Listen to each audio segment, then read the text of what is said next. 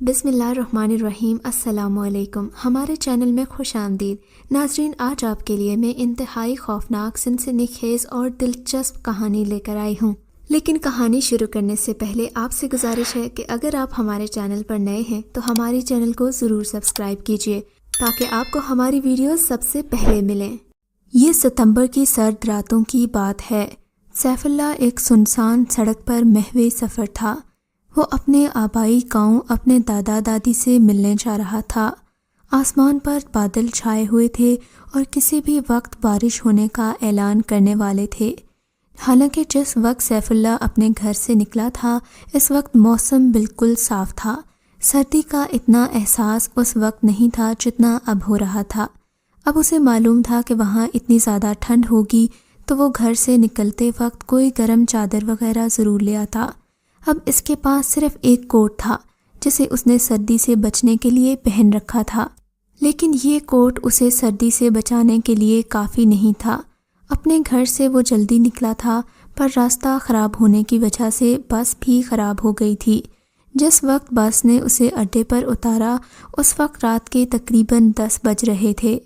سردی سے اس کے جسم پر کپکپی طاری تھی۔ رات کی تاریکی میں اضافہ ہو رہا تھا۔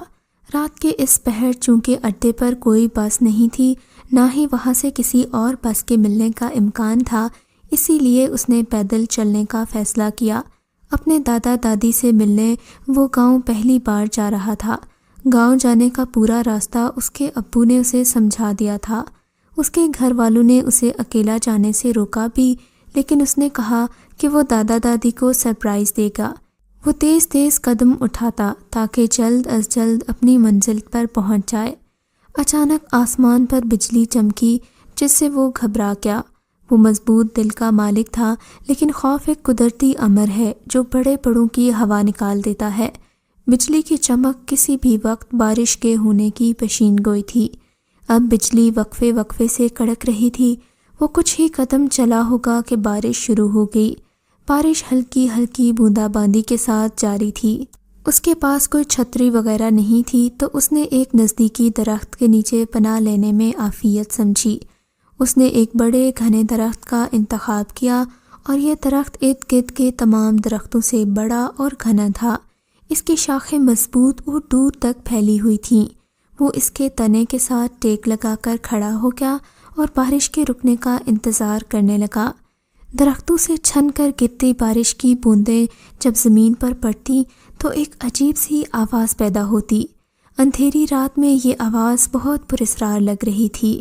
وہ بارش کے رکنے کی دعائیں کرنے لگا، لیکن بارش تھی کہ تھمنے کا نام ہی نہیں لے رہی تھی۔ بارش کے ساتھ ساتھ بجلی کی ہر چمک اور کڑک کچھ لمحوں کے لیے ماحول کو روشن مگر خوفناک بنا دیتی۔ اس کے خوف میں متواتر اضافہ ہوتا جا رہا تھا۔ وہ بہت خوفزدہ تھا۔ مسلسل 1 گھنٹہ برسنے کے بعد بارش کا زور آہستہ آہستہ کم ہوتا گیا اور پھر بالکل ہی ختم ہو گیا۔ سیف اللہ تقریباً مکمل ہی بھیگ چکا تھا، چونکہ بارش کے وہ قطرے جو پتوں سے چھن کر آ رہے تھے وہ ان سے محفوظ نہیں رہ سکا۔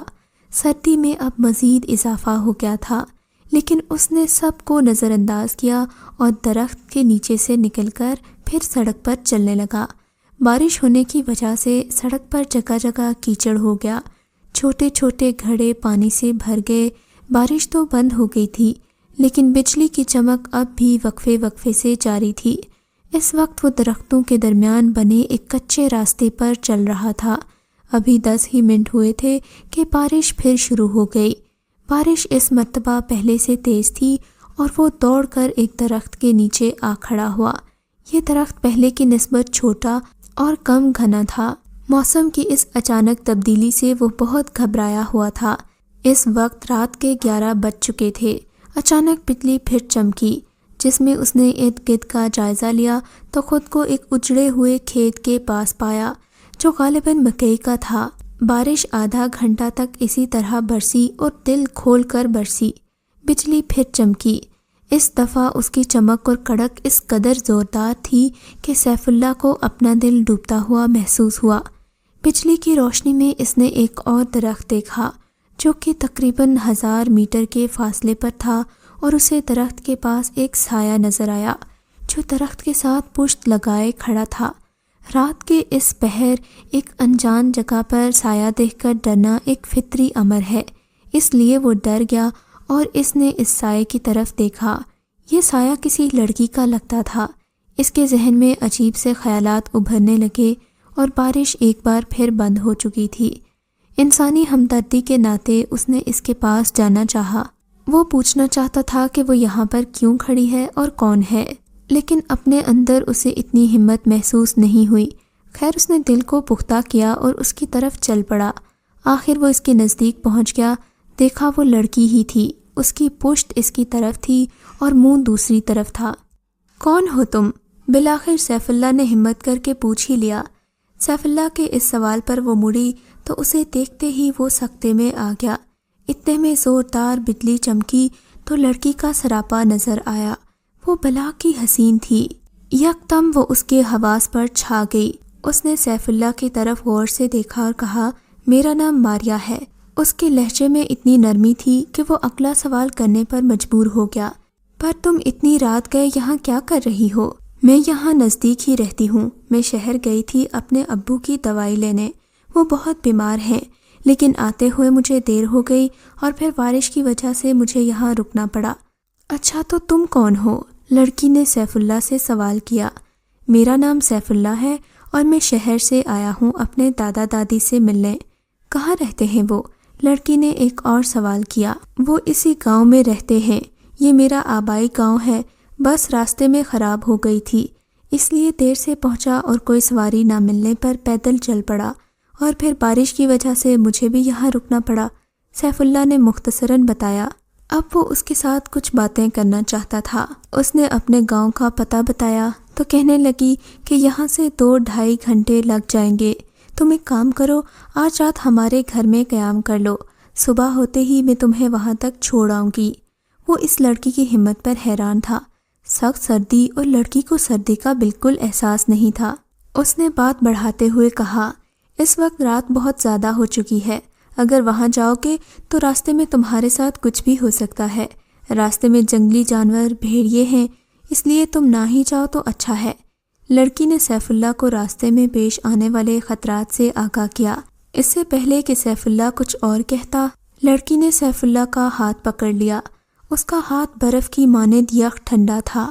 اس کو چھوتے ہی سیف اللہ کو اپنے جسم میں چونٹیاں سی رینگتی محسوس ہوئیں۔ اس نے اپنا ہاتھ اس کے ہاتھ سے چھڑانا چاہا، لیکن لڑکی کی گرفت بہت زیادہ تھی۔ وہ اس لڑکی کے روپ پر حیران پریشان تھا۔ وہ اسے ہاتھ سے پکڑے راستے سے ہٹ کر کھیتوں کے درمیان بنی ایک پگڈنڈی پر چلنے لگی۔ سیف اللہ کا ہاتھ بددستور اس لڑکی کے ہاتھ میں تھا۔ وہ کبھی کبھار مڑ کر اسے مسکرا کر دیکھتی تو وہ بھی آگے سے رسماً مسکرا دیتا، لیکن حقیقت میں وہ بہت ڈرا ہوا تھا۔ اس کی چھٹی حس اس کو آنے والے خطرات کا الارم دے رہی تھی۔ تمہارے ساتھ اور کون کون رہتا ہے؟ سیف اللہ نے بے تکلفانہ سوال کیا۔ وہ خود بھی حیران تھا کہ اس نے ایسا سوال لڑکی سے کیوں اور کیسے کیا۔ لڑکی نے مسکراتے ہوئے سیف اللہ کی طرف دیکھا اور بولی، میں اور میرے بوڑھے والد، ماں بچپن میں ہی چھوڑ کر چل بسی۔ اس وقت میں 7 سال کی تھی اور ابو نے ہی میری پرورش کی۔ اب لڑکی نے سیف اللہ کا ہاتھ چھوڑ دیا۔ وہ چاہتا تو وہاں سے بھاگ سکتا تھا، لیکن پھر اس نے سوچا کہ لڑکا ہو کر لڑکی سے ڈر شرم کی بات ہے، جو ہوگا دیکھا جائے گا۔ یہ سوچ کر وہ مسلسل اس کے ساتھ چلتا رہا۔ لڑکی اسے ساتھ لیے آدھا گھنٹہ چلتی رہی۔ آخر وہ ایک بوسیدہ گھر کے سامنے پہنچ گئے۔ گھر انتہائی خستہ حال اور بوسیدہ تھا۔ گھر درختوں کے درمیان گھرا ہوا تھا اور سیف اللہ کو اس جگہ سے ڈر لگنے لگا تھا، خاص طور پر اس وقت اس لڑکی سے جو اس کے ساتھ تھی۔ اس لڑکی نے کھنڈر نما گھر کا انتہائی بوسیدہ اور بڑا دروازہ دھکیلا تو اندر بالکل مکمل اندھیرا چھایا ہوا تھا۔ ایسا لگ رہا تھا جیسے برسوں سے کوئی روشنی نہ ہوئی ہو۔ تم یہاں ٹھہرو، میں روشنی کا انتظام کرتی ہوں۔ یہ کہہ کر وہ لڑکی اندھیرے میں یوں غائب ہو گئی جیسے اس اندھیرے کا ہی حصہ ہو۔ سیف اللہ وہاں اکیلا رہ گیا۔ اس کو گھمبیر سناٹے اور اندھیرے میں ڈر لگنے لگا۔ وہ وہاں سے بھاگنے کے بارے میں سوچنے لگا۔ اس نے اندھیرے میں دروازے کا تعین کیا اور دوڑا، لیکن یہ کیا! اس کا سر کسی سخت دیوار سے ٹکرایا تو وہ گر گیا۔ دیوار سے اس کی ٹکر اس قدر سخت اور اچانک تھی کہ وہ اپنا سر گھومتا ہوا محسوس کرنے لگا۔ اس کی آنکھوں کے سامنے تارے ناچنے لگے۔ اس نے ہمت کی اور ایک بار پھر کھڑا ہو گیا۔ اس کو بہت حیرانی ہوئی کہ ابھی تو وہ دروازے سے اندر آیا تھا، آخر وہ دروازہ کہاں گیا؟ اس کا دل گھبرانے لگا۔ اس لڑکی کو گئے 10 منٹ سے زیادہ ہو چکے تھے اور وہ ابھی تک نہیں آئی تھی۔ اچانک سیف اللہ کو یوں لگا جیسے اس کے آس پاس کوئی ہے۔ اسے کسی کی سانسوں کی آواز سنائی دے رہی تھی۔ پھر اسے اپنی گردن پر دباؤ محسوس ہوا، جیسے کوئی اس کا گلا دبا رہا ہو۔ اسے اپنی گردن پر سوئیاں سی چبھتی محسوس ہوئیں تو وہ سر سے پاؤں تک کانپ گیا۔ اس سے پہلے کہ وہ بے ہوش ہو کر گرتا، اس نے ہمت کر کے اپنے دونوں ہاتھوں کو جوڑ کر ایک گھونسلہ بنایا اور پھر ایک جانب کا تعین کر کے پوری قوت سے اسے گھمایا۔ اسے ایک ہلکی سی چیخ سنائی دی اور ساتھ ہی اس کی گردن پر دباؤ کم ہو گیا۔ چیخ کسی بوڑھے آدمی کی تھی۔ سخت سردی میں بھی اسے پسینہ آ گیا تھا۔ پھر اسے اپنی طرف ایک روشنی آتی ہوئی دکھائی تھی۔ یہ روشنی لالٹین سے پھوٹ رہی تھی جو کہ ماریا نے پکڑ رکھی تھی۔ لگتا ہے بارش کی وجہ سے بجلی کا کنیکشن کٹ گیا ہے، اب پتہ نہیں کب تک ٹھیک ہوگا، بس تم میرے پیچھے پیچھے چلتے آؤ، لڑکی نے کہا تو وہ نہ چاہتے ہوئے بھی اس کے ساتھ چلنے لگا۔ وہ لڑکی اسے مختلف کمروں سے ہوتی ہوئی ایک ہال میں لے آئی۔ یہ ہال باقی تمام کمروں سے جن سے وہ گزر کر آیا تھا وسیع تھا۔ اس بڑے ہال میں صرف ایک چارپائی تھی اور اس میں ایک چراغ جل رہا تھا۔ حیرت کی بات یہ تھی کہ اس چراغ سے پھوٹنے والی روشنی سرخ رنگ کی تھی، جو کہ اس ماحول کو پراسرار بنا رہی تھی۔ تم یہاں بیٹھو، میں تمہارے لیے کھانا لاتی ہوں، ماریا نے کہا اور پھر سیف اللہ کا جواب سنے بغیر ہی چلی گئی۔ سیف اللہ ایک بار پھر اس وسیع ہال میں تنہا رہ گیا تھا۔ تھوڑی دیر بعد جب وہ واپس آئی تو اس کے ہاتھ میں ایک ٹرے تھی جس میں گرم بھاپ اٹھتا کھانا اور پانی کا ایک جگ تھا جس میں سرخ رنگ کا گاڑھا مشروب تھا۔ سیف اللہ کو بھوک تو تھی لیکن گرم کھانا دیکھ کر اس کی بھوک اور بھی تیز ہو گئی۔ اس نے یہ بھی نہیں سوچا کہ اتنے سے وقت میں کھانا کیسے تیار ہو سکتا ہے۔ سیف اللہ نے جیسے ہی پہلا نوالا لیا اسے الٹی آ گئی کیونکہ اس کھانے کا ذائقہ عجیب سا تھا۔ کیا ہوا؟ ماریا نے پریشان ہوتے ہوئے پوچھا۔ کچھ نہیں، مجھے بھوک نہیں ہے، سیف اللہ نے بہانہ کیا۔ ٹھیک ہے، پانی تو پی لو، ماریا نے کہا تو سیف اللہ نے جگ سے پانی بھرا اور کھٹاکھٹ پی گیا۔ پانی پیتے ہی اس کو اپنے سر میں درد محسوس ہوا۔ اس کے بعد وہ ہوش کی دنیا سے بیگانہ ہو گیا۔ رات کے نہ جانے کون سے پہر اس کی آنکھ کھلی تو کمرے میں لالٹین کی روشنی پھیلی ہوئی تھی۔ سیف اللہ کو اپنے اوپر ایک سایہ جھکا محسوس ہوا۔ سیف اللہ نے جیسے ہی اس کو بالوں سے پکڑ کر اوپر اٹھایا تو اسے اپنا سانس رکتا ہوا محسوس ہوا کیونکہ اس کے اوپر جھکنے والی ایک چڑیل تھی جو اس کا خون پی رہی تھی۔ اس چڑیل کا چہرہ انتہائی سیاہ اور اس کے چہرے پر بے شمار جھریاں تھیں اور آنکھیں انگاروں کی طرح سرخ۔ اس نے اپنے حواس پر قابو پاتے ہوئے اسے زوردار دھکا دیا اور دوڑ لگا دی۔ وہ اٹھتے ہی کمرے کے دروازے کی طرف بھاگا۔ خوش قسمتی تھی کہ اس مرتبہ دروازہ کھلا ہوا تھا۔ وہ اندھا دھند بھاگتا رہا۔ وہ بالکل نہیں جانتا تھا کہ اب وہ کہاں ہے اور کس طرف بھاگے جا رہا ہے۔ آسمان اب بالکل صاف ہو چکا تھا، ستارے چمک رہے تھے اور بارش کی وجہ سے جگہ جگہ کیچڑ بن گیا تھا۔ مسلسل بھاگنے سے وہ بہت تھک گیا تھا۔ اس کی سانسیں بے ترتیب ہونے لگیں۔ پھر اس کا پاؤں کسی بڑے پتھر سے ٹکرایا اور اس کے ساتھ ہی وہ پھر بے ہوش ہو گیا۔ جب اس نے آنکھیں کھولیں تو خود کو ایک اجنبی مقام پر پا کر گھبرا کر اٹھنے ہی والا تھا کہ اسے اپنے عقب سے ایک آواز سنائی دی، لیٹے رہو بیٹا۔ اس نے چونک کر آواز کی سمت دیکھا تو اس کی نظر ایک بارشک بزرگ پر پڑی جن کی عمر کم از کم 80 سال کے لگ بھگ تھی۔ ان کے ہاتھوں میں تسبیح اور بدن پر سفید لباس تھا۔ آپ کون ہیں اور میں اس وقت کہاں ہوں؟ مجھے یہاں کون لایا؟ سیف اللہ نے کئی سوال ایک دم بزرگ سے کر ڈالے۔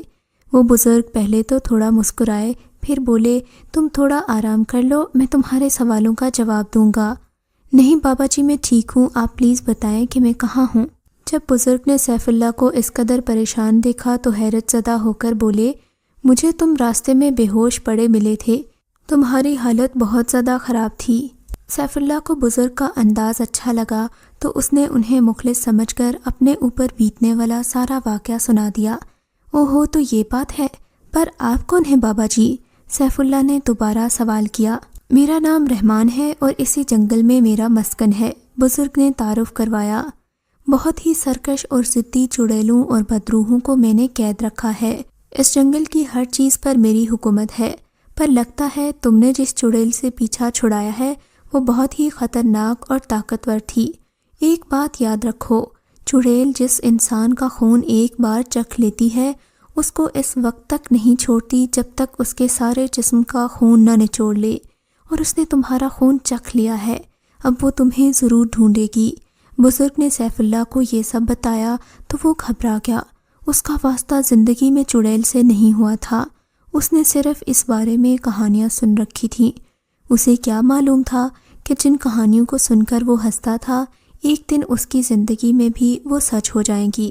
بزرگ نے اس کا ڈرا ہوا چہرہ دیکھا تو اسے دلاسا دلایا کہ اب تم بے فکر ہو جاؤ، اس علاقے پر میرا راج چلتا ہے، یہاں میری مرضی کے بغیر کچھ نہیں ہو سکتا۔ مجھے پتہ کرنا ہوگا کہ وہ چڑیل جس سے تم ملے تھے وہ کون تھی، اور یہ سب معلوم کرنے کے لیے مجھے آج رات عمل کرنا ہوگا۔ فی الحال تم آرام کرو۔ یہ کہہ کر بزرگ چلے گئے، مگر سیف اللہ ایک بار پھر تنہا رہ گیا۔ اس نے جھونپڑی کا جائزہ لیا، اس میں گھاس پھوس کا فرش اور پانی کا ایک گھڑا تھا، مٹی کا گلاس بھی موجود تھا، لیکن جہاں وہ بزرگ بیٹھے تھے وہاں پر کسی جانور کی کھال بچھی ہوئی تھی۔ پھر اسے اپنے پیچھے سے آواز سناتی، کھانا کھا لو بابو جی۔ سیف اللہ نے پلٹ کر دیکھا تو خوف سے اس کی سانسیں رکنے کو تھیں اور حیرت سے آنکھیں پھٹی کی پھٹی رہ گئیں، کیونکہ آواز دینے والا کوئی انسان نہیں تھا بلکہ کوئی عجیب ہی مخلوق تھی۔ کون ہو تم؟ اس نے ڈرتے ڈرتے پوچھا تھا۔ میرا نام رام ہے، اس نے انسان کی طرح آگے بڑھ کر کہا اور کھانا چارپائی پر رکھ دیا۔ میں ایک جن ہوں اور باپو جی پہلے مجھے قید کر کے رکھتے تھے لیکن پھر مجھے آزاد کر دیا۔ ان کی خوش اخلاقی سے متاثر ہو کر میں ان کے پاس ہی رہ گیا۔ وہ غلاموں کی طرح ہاتھ باندھے اس کے سامنے کھڑا تھا۔ سیف اللہ نے جو ہی کھانے کا نوالا لیا، کھانا بے حد لذیذ تھا، اس لیے وہ چکھتے ہی کھانے پر ٹوٹ پڑا۔ منٹوں میں اس نے کھانا چٹ کر لیا، اس کے بعد اس نے جگ سے پانی پیا جس سے اس کی کھوئی ہوئی توانائی بحال ہو گئی۔ جب وہ کھانا کھا چکا تو جن اندر آیا اور برتن لے کر چلا گیا۔ کھانا کھا کر سیف اللہ چارپائی پر لیٹ گیا، دل ہی دل میں چڑیل اور بزرگ کے بارے میں سوچنے لگا کہ پتہ نہیں بابا جی کو اس چڑیل کے بارے میں پتہ چلے گا بھی یا نہیں۔ اس نے آنکھیں موند لیں اور نہ جانے کب وہ نیند کی وادی میں چلا گیا۔ شام کے وقت تک وہ سوتا ہی رہا۔ شام کو بزرگ کے اٹھانے پر اس کی آنکھ کھلی جو اسے کھانا کھانے کا کہہ رہے تھے۔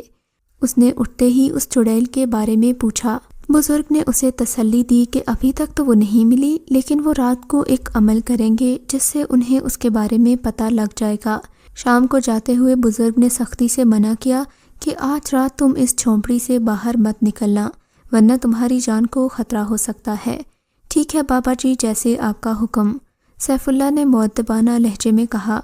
اسے سونے کا کہہ کر بزرگ عمل کرنے کے لیے چلے گئے، مگر سیف اللہ کو نیند نہیں آ رہی تھی۔ اسے بزرگ پر پورا بھروسہ تھا کہ وہ اس چڑیل کو ختم کر دیں گے۔ وہ یوں ہی لیٹا رہا۔ رات کو اسے محسوس ہوا کہ جیسے کوئی اسے بلا رہا ہے۔ پہلے پہل تو اسے یہ وہم لگا، مگر جب آوازیں مسلسل سنائی دینے لگیں تو اسے یقین ہو گیا کہ باہر کوئی ہے۔ وہ اٹھ کر باہر جانے ہی والا تھا کہ اس آواز کے بارے میں معلوم کر سکے۔ پھر اسے بزرگ کی بات یاد آ گئی کہ بیٹا آج کسی صورت بھی گھر سے باہر مت نکلنا۔ اس نے باہر جانے کا ارادہ ترک کر دیا اور دوبارہ لیٹ گیا۔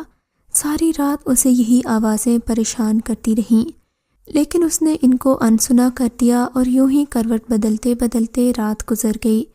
اسے صبح اس کا ناشتہ دیا گیا۔ ناشتہ کرنے کے بعد حسب معمول کالو جن برتن اٹھا کر چلتا بنا۔ اب اسے بابا جی کا انتظار تھا تاکہ ان سے چڑیل کے بارے میں معلوم کر سکے۔ صبح کے 9 یا 10 بجے اس کا یہ انتظار طویل رنگ لایا اور بابا جی واپس آ گئے۔ آتے ہی سیف اللہ نے ان سے چڑیل کے بارے میں پوچھا۔ غور سے سنو بیٹا، وہ بہت ہی ظالم اور طاقتور ہے۔ مجھے پتہ چلا ہے کہ وہ معصوم اور سیدھے سادے مسافروں اور راہ گیروں کو بہلا پھسلا کر مندر میں لے جاتی ہے، جہاں وہ تمہیں بھی لے گئی تھی، اور پھر وہاں ان کا خون پیتی ہے۔ لوگوں کا خون پی کر ہی وہ نوجوان اور خوبصورت دکھتی ہے، ورنہ اس کا اصلی چہرہ وہی ہے جو تم نے خون پیتے ہوئے دیکھا تھا، اور جس بوڑھے کے بارے میں اس نے بتایا تھا وہ اس کا باپ ہے۔ دراصل وہ اس کا گرو ہے جو کہ بدرو ہے۔ خون پینا ان دونوں کا مشغلہ ہے۔ بیٹا، ان کی طاقتیں انسانی خون پینے اور گوشت کھانے سے بہت بڑھ گئی ہیں۔ ان کو مارنا اب بہت ہی زیادہ ضروری ہو گیا ہے۔ اگر ان کا کوئی حل نہ کیا گیا تو ایسے ہی معصوم اور بے قصور لوگوں کو وہ مارتے رہیں گے اور ان کا خون پی کر اپنی طاقت میں اضافہ کرتے رہیں گے۔ بیٹا، تمہیں بھی میرے ساتھ چلنا ہوگا۔ یہ ایک خطرناک عمل ہے جس سے تمہیں بھی بے پناہ طاقتیں حاصل ہو جائیں گی، اور انہی طاقتوں سے تم ان دونوں کا مقابلہ کر کے انہیں ختم کر سکتے ہو۔ یہ عمل میں خود بھی کر سکتا ہوں، لیکن اگر تم میری مدد کرو تو مجھے زیادہ فائدہ ہوگا۔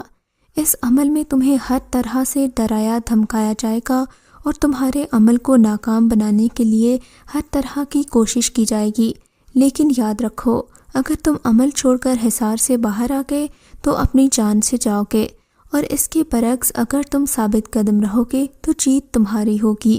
بزرگ نے سیف اللہ کو عمل کی خطرات سے آگاہ کیا۔ سیف اللہ اب پرعزم لگ رہا تھا۔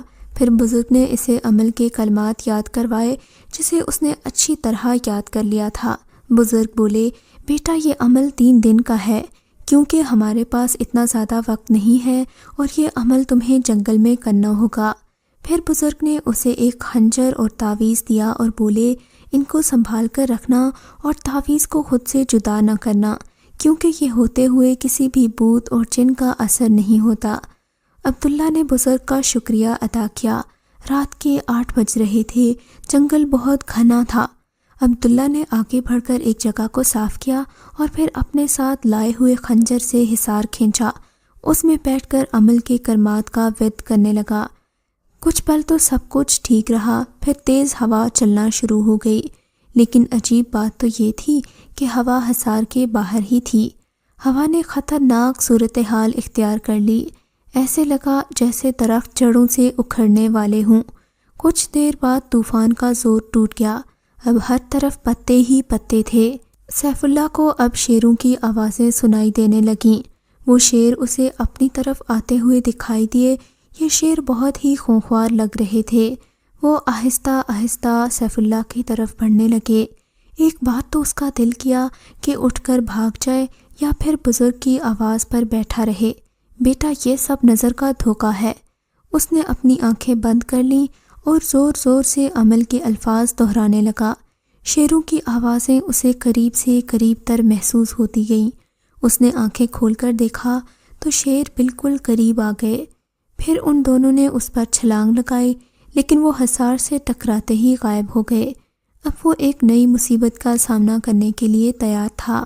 رات کے 2 بجنے والے تھے کہ ایک بچے کے رونے کی آواز آئی۔ اس نے دیکھا ایک 5 سالہ بچہ جو بہت ہی معصوم تھا۔ بچہ بیٹھا رو رہا تھا اور اسے بچے پر بہت ترس آیا۔ اس نے خوفناک بلا کو دیکھا جو اس بچے کی طرف بڑھ رہی تھی۔ اس بلا کی طرف دیکھ کر وہ بچہ اور اونچی آواز سے رونے لگا۔ وہ بلا اس قدر خوفناک تھی کہ خدا کی پناہ۔ بلا نے قہر آلود نظروں سے سیف اللہ کو دیکھی اور بولی، لڑکے اپنا عمل چھوڑ دے ورنہ اس بچے کو کھا جاؤں گی۔ اس کی آواز ایسی تھی جیسے بجلی کڑک رہی ہو۔ اس نے بلا کی بات پر دھیان نہ دیا اور عمل پڑھنے میں مصروف رہا۔ سیف اللہ کو بزرگ نے بتایا تھا کہ عمل میں نظر آنے والے واقعات محض نظر کا دھوکہ یا فریب ہوں گے، اور وہ چاہیں گے کہ تم عمل ختم کر لو، اس لیے وہ ثابت قدم رہا۔ اس بلا نے اس روتے بچے کو اٹھا لیا اور اس کی نظروں کے سامنے چیر پھاڑ کر کھا گئی۔ سیف اللہ کے لیے یہ منظر دل دہلا دینے والا تھا۔ بلا اس بچے کو کھانے کے بعد سیف اللہ کی طرف بڑھی اور بولی، اے لڑکے، ابھی بھی وقت ہے، میری بات مان لے اور عمل چھوڑ دے اور یہاں سے چلا جا، ورنہ تیرا حشر میں اس سے بھی برا کروں گی۔ سیف اللہ نے اس کو محض دھمکی سمجھا اور عمل پڑھنے میں مشغول رہا۔ وہ بلا غصے سے اس کی طرف بڑھی۔ اس کے تیور کچھ ٹھیک نہیں لگ رہے تھے، پر جیسے ہی وہ حصار سے ٹکرائی، اسے آگ نے اپنی لپیٹ میں لے لیا اور اس کے سامنے جلنے لگی۔ اس کی چیخیں پورے جنگل میں گونج رہی تھیں۔ سیف اللہ کو اپنے کانوں کے پردے پھٹتے ہوئے محسوس ہوئے۔ رات کا عمل مکمل ہو گیا تو صبح ہو گئی۔ پھر اسے بزرگ کی آواز سنائی دی، اپنی آنکھیں بند کر لو بیٹا۔ اس نے ایسا ہی کیا اور جب آنکھیں کھولی تو خود کو بابا جی کی جھونپڑی میں پایا۔ بزرگ نے اٹھ کر سیف اللہ سے ملے اور ایک رات کا عمل پورا ہونے اور ثابت قدم رہنے پر اسے مبارکباد دی۔ کھانے کے بعد بزرگ نے اسے سو جانے کے لیے کہا، کیونکہ آج آنے والی رات اسے پھر جاگنا ہے۔ رات جاگنے کی وجہ سے اس کی آنکھیں سرخ ہو رہی تھیں، اس لیے وہ بستر پر لیٹ گیا اور لیٹتے ہی سو گیا۔ شام تک وہ سوتا رہا، پھر حسب معمول اٹھ کر کھانا کھایا اور بزرگ نے اسے رات کے عمل کے خطرات کے بارے میں آگاہ کیا۔ اس نے عمل کے کلمات بزرگ کو سنائے تاکہ غلطی ہو تو اصلاح ہو جائے۔ پھر اس نے خنجر اور تعویذ جو بزرگ نے اسے دیے تھے اٹھا لیے۔ بابا جی نے اسے ڈھیروں دعائیں دیں اور آنکھیں بند کرنے کو کہا، کیونکہ اس وقت عمل کا وقت ہو گیا تھا۔ اس نے آنکھیں بند کر لیں تو اپنے آپ کو اسی جگہ پر پایا۔ بزرگ کے پاس واقعی بہت طاقتیں تھیں، جس کی وجہ سے وہ منٹوں میں اسے مطلوبہ جگہ پر پہنچا دیتے تھے، ورنہ اگر پیدل چلنا پڑتا تو نہ جانے اس جگہ کتنی دیر میں پہنچتا۔ اس نے ایک جگہ کو صاف کیا، حصار کھینچا اور بیٹھ کر ورد کرنے لگا۔ اب وہ آنے والے خطرات سے آگاہ تھا کہ آج کی رات زیادہ سخت ہوگی۔ اسے بیٹھے کچھ ہی دیر ہوئی تھی کہ آسمان سے بارش ہونے لگی۔ یہ عام بارش نہیں بلکہ خون کی بارش تھی۔ حیرت یہ تھی کہ کل کی طرح یہ سب حصار کے باہر ہو رہا تھا۔ پھر اسے اپنی طرف ایک لڑکی آتی دکھائی دی تو سیف اللہ اس کے حسن میں کھو کر سب کچھ بھول گیا۔ وہ لڑکی حصار سے تھوڑا ہٹ کر اس کے سامنے بیٹھ گئی۔ وہ بت بنا اس حسن کی دیوی کو تکے جا رہا تھا۔ وہ لڑکی افسردہ تھی اور پھر اس نے رونا شروع کر دیا۔ وہ لڑکی اس کے دل کو بھا گئی۔ وہ لڑکی ٹکٹکی باندھے سیف اللہ کی طرف دیکھ رہی تھی۔ پھر وہ اس سے مخاطب ہوئی، کیا تم مجھ سے شادی کرنا چاہتے ہو؟ اگر کرنا چاہتے ہو تو حصار سے باہر نکل آؤ۔ سیف اللہ اس کے حسن کے سحر میں جکڑ چکا تھا۔ وہ حصار سے باہر نکلنے ہی والا تھا کہ بزرگ کی آواز سنائی دی، بیٹا یہ سب فریب ہے، لڑکی کی باتوں میں مت آؤ۔ یہ خوبصورت دوشیزہ نہیں ہے بلکہ بدصورت چڑیل ہے۔ حصار کے باہر نکلتے ہی یہ تمہیں مار ڈالے گی، خون پیے گی۔ بابا جی کی آواز سن کر وہ اس لڑکی کے سحر سے آزاد ہوا۔ اس نے خود کو بہت ملامت کی اور دوبارہ عمل پڑھنے میں لگ گیا۔ لڑکی نے اسے بہت بہلایا پھسلایا، پر اب وہ سنبھل چکا تھا۔ لڑکی نے اسے دولت اور شہرت کا لالچ دیا، مگر اب وہ اس کے مکر میں نہیں آنے والا تھا۔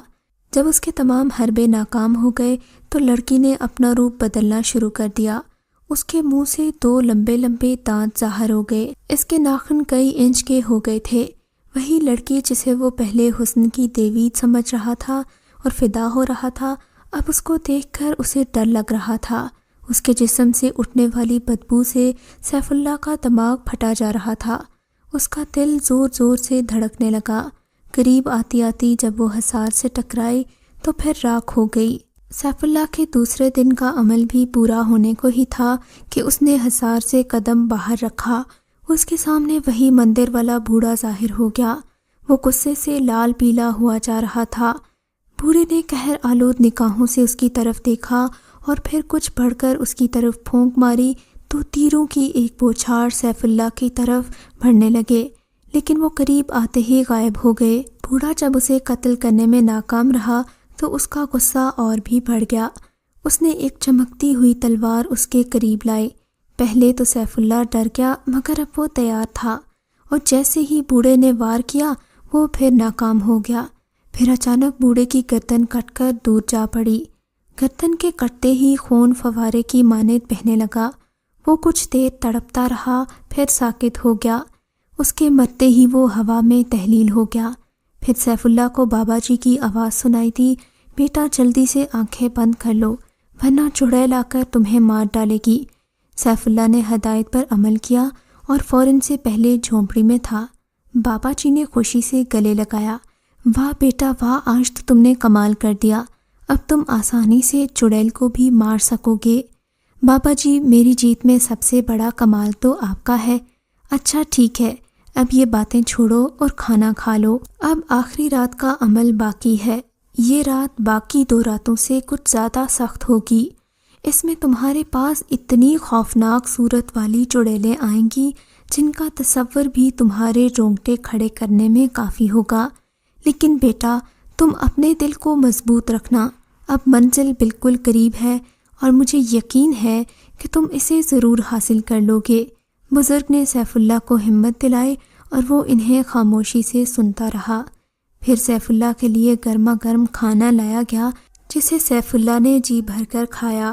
کھانا کھا کر بزرگ اسے کچھ دیر عمل کے متعلق بتاتے رہے اور پھر بزرگ کے کہنے پر ہی وہ لیٹ گیا۔ لیٹتے ہی اسے ایک میٹھی نیند آ گئی۔ آج خلاف معمول اس کی آنکھ عصر کے وقت کھل گئی۔ اس نے جھونپڑی میں دیکھا تو وہاں کوئی بھی نہیں تھا۔ بابا جی بھی کہیں باہر چلے گئے۔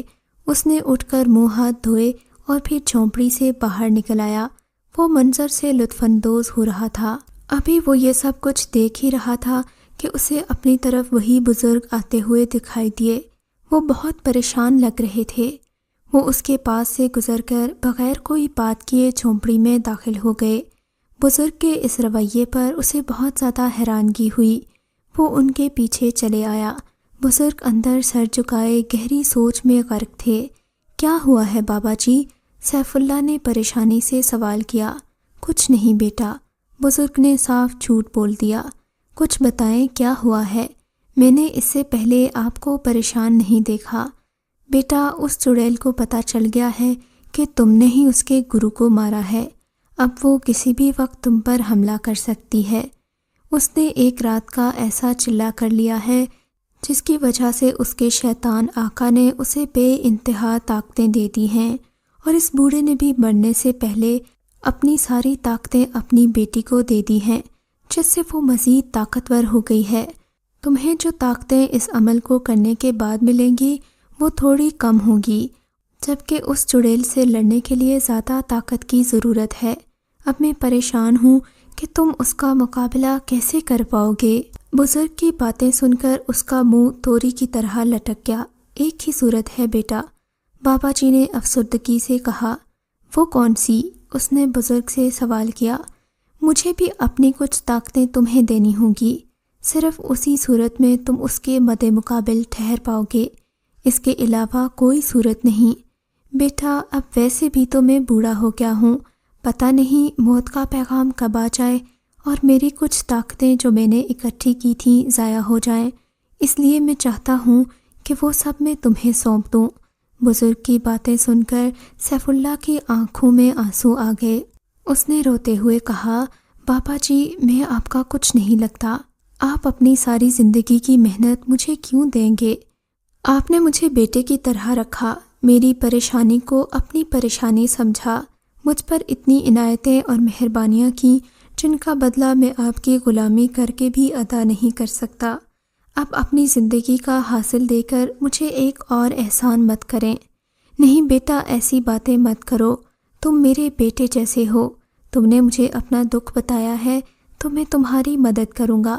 میں نے تم پر کوئی احسان نہیں کیا، بلکہ یہ سب تو انسانیت کے ناطے میرا فرض تھا، اور ویسے بھی اگر اپنی طاقتیں تمہیں نہیں دوں گا تو پھر کسے دوں گا؟ اب میں انہیں ضائع بھی تو نہیں کر سکتا۔ بزرگ نے اس کے کندھے پر تھپکی دیتے ہوئے کہا، ٹھیک ہے بابا جی، میں نے آپ کو استاد سمجھا ہے، اس لیے آپ جو بھی کہیں گے میں آپ کے حکم کی تعمیل کروں گا۔ شاباش بیٹا۔ پھر بزرگ اسے لے کر اس کھال پر بیٹھ کے جو جھونپڑی کے ایک کونے میں بچھی ہوئی تھی۔ بزرگ نے اسے اپنے سامنے بٹھایا اور اسے آنکھیں بند کرنے کو کہا۔ سیف اللہ نے ایسے ہی کیا جیسا بزرگ نے کہا تھا۔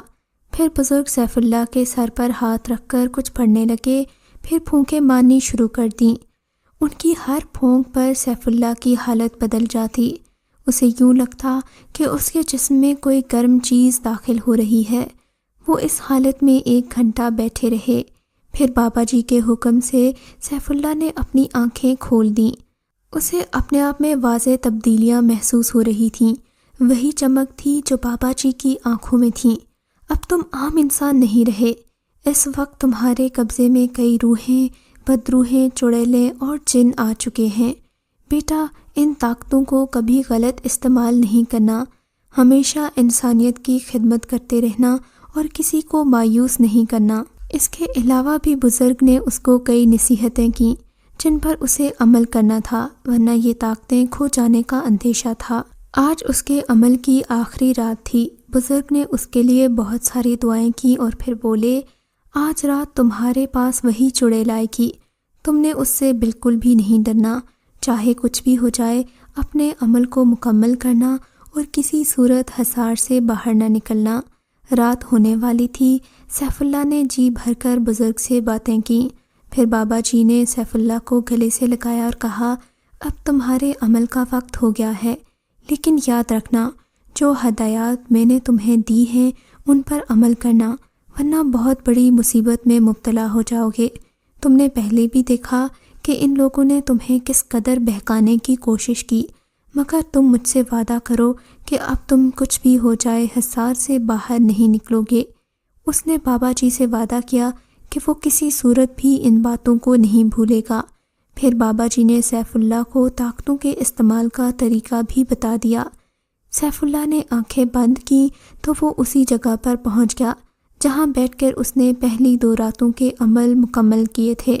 آج رات بہت ہی خوفناک اور تاریک تھی۔ جنگل میں ماسوائے گیدڑوں اور دیگر درندوں کے کچھ نہیں تھا۔ پورے جنگل پر ایک مہیب سناٹا چھایا ہوا تھا۔ اس نے اپنا خنجر نکالا، حصار کھینچا اور بیٹھ کر عمل کا ورد شروع کرنے لگا۔ کچھ ہی دیر گزری تھی کہ کئی خوفناک آوازیں آنا شروع ہو گئیں۔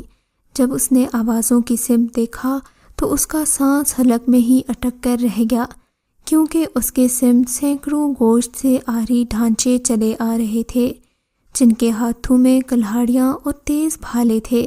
اسے یوں لگا جیسے یہ آدم خور اسے ابھی کچا کھا جائیں گے، مگر اس نے دل کو مضبوط رکھا اور عمل میں مشغول رہا، کیونکہ اسے بابا جی کی بات یاد تھی کہ یہ سب کچھ نظر کا دھوکہ ہے۔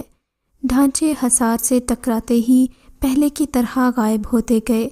اب رات کا وقت گزر رہا تھا۔ ایسا صبح تک ہوتا رہا۔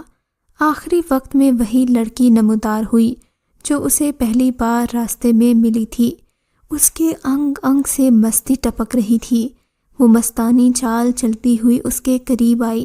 اس نے اپنے حسن سے سیف اللہ کو لبھانے کی لاکھ حربے کیے، مگر سب بے سود۔ جب وہ اپنی حرکات سے اسے لبھا نہیں سکی تو اسے غصہ آنے لگا۔ اس نے اپنی شکل بدلنا شروع کر دی۔ اس کے جسم پر لمبے لمبے بال اگائے، ان بالوں میں زہریلے کیڑے ابل رہے تھے۔ اس کی آنکھیں تارکول جیسی ہو گئیں۔ اس کے 2 دانت تھے جو اب لمبے ہوتے جا رہے تھے۔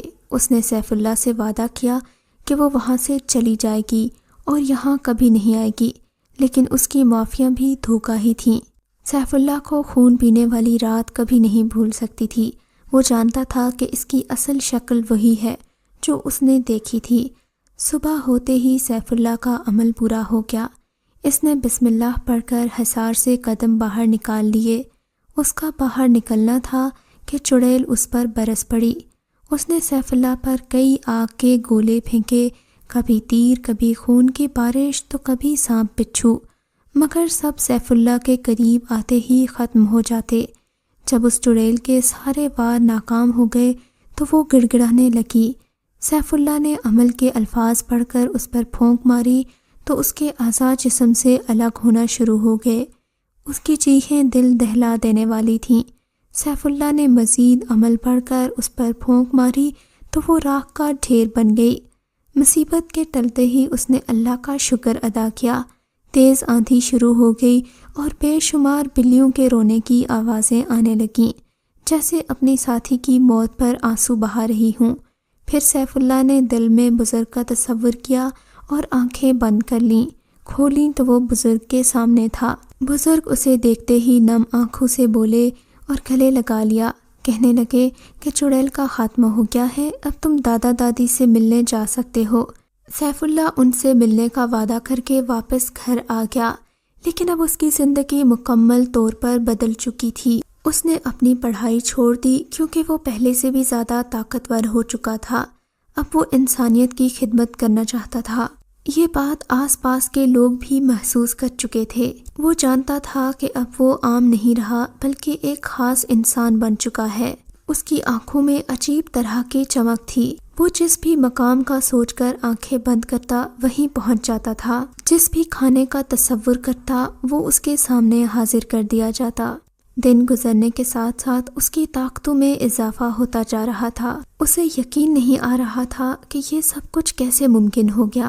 اس کی زندگی یکسر بدل چکی تھی، اور ایک بات جو سب لوگوں نے نوٹ کی تھی کہ کوئی بھی شخص اگر اس کی طرف غصے سے دیکھتا تو اس کو عجیب طرح کی تکلیف شروع ہو جاتی تھی۔ آس پاس کے سبھی لوگوں کو اندازہ ہو گیا تھا کہ سیف اللہ میں کوئی غیر معمولی طاقت آ چکی ہے۔ جن تو جن انسان بھی اس کے غلام بن چکے تھے، مگر اس نے اپنی طاقتوں کا کبھی غلط استعمال نہیں کیا۔